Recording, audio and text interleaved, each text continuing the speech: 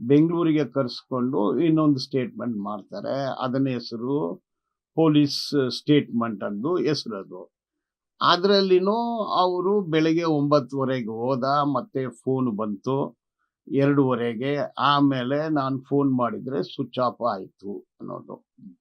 ಇದು ಪ್ರಾಸಿಕ್ಯೂಷನ್ ಕೋರ್ಟಲ್ಲಿ ಏನು ಹೇಳಿಸ್ಕೊಂಡ್ರೆ ಅಂದರೆ ಆ ಮಧ್ಯಾಹ್ನ 2:30 ಅನ್ನೋದನ್ನು ಮರೆಮಾಚ್ತಾರೆ. ಅದನ್ನ ಮರೆಮಾಚಿ ಅದು ಯಾವ ಕಾರಣದಿಂದ ಅದು ನೀವು ಪ್ರಾಸಿಕ್ಯೂಟರ್ನೇ ಕೇಳಬೇಕು. 10:30ಗೆ ಮಗ ಫೋನ್ ಮಾಡ್ದ, ಊಟಕ್ಕೆ ಹೋಗ್ತಿದ್ದೀನಿ ಅಂತ ಹೇಳ್ತಾನೆ.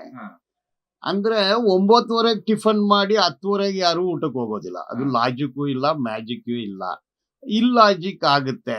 ಆ ರೀತಿ ಹೇಳಿಸ್ಕೊಡ್ತಾರೆ ಪ್ರಾಸಿಕ್ಯೂಟರ್ನವರು. ಈಗ ಅದರಲ್ಲಿ ನಾನು ಕ್ರಾಸ್ ಎಕ್ಸಾಮಿನೇಷನ್ ಮಾಡಿದ್ದೀನಿ. ಅಂದ್ರೆ 2:30ಗೆ ಎಲ್ಲಿದ್ದ, 4:00ಗೆ ಎಲ್ಲಿದ್ದ, 6:30ಗೆ ಎಲ್ಲಿದ್ದ, 8:30 10 ಗಂಟೆಗೆ ಎಲ್ಲಿದ್ದ. ಸೊ ಆ ಅಮ್ಮನಿಗೆ ಚೌಕಟ್ಟಲ್ಲಿ ಇದ್ದಾರೆ, ಅದೇ ರಿಂಗಲ್ಲಿ ಇಟ್ಕೊಂಡು ನಾನು ಕೂಡ ಕ್ರಾಸ್ ಮಾಡಿದೆ. ಆಮೇಲೆ A2 ಕೌನ್ಸಿಲ್ ಕ್ರಾಸ್ ಮಾಡಿದ್ದಾರೆ, ಅದನ್ನು ಕೂಡ ಓದಿದೆ. ಅವರು ಇದರಲ್ಲಿ ಗೊತ್ತಾಗುತ್ತೆ, ಅದೇ ನಿಟ್ಟಲ್ಲೇ ಅದು ಕ್ರಾಸ್ ಎಕ್ಸಾಮಿನೇಷನ್ ಹೋಗುತ್ತೆ. ಯಾರಾಗ್ತಾರೆ ಎಂಎಲ್ಎ ಅಭ್ಯರ್ಥಿ 2028 ಶೀಘ್ರದಲ್ಲೇ.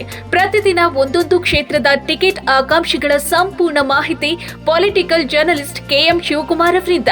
ಕರ್ನಾಟಕದ ನಂಬರ್ 1 ಡಿಜಿಟಲ್ ಮೀಡಿಯಾ ನಿಮ್ಮ ನೆಚ್ಚಿನ ಕರ್ನಾಟಕ ಟಿವಿಯಲ್ಲಿ ಮಾತ್ರ.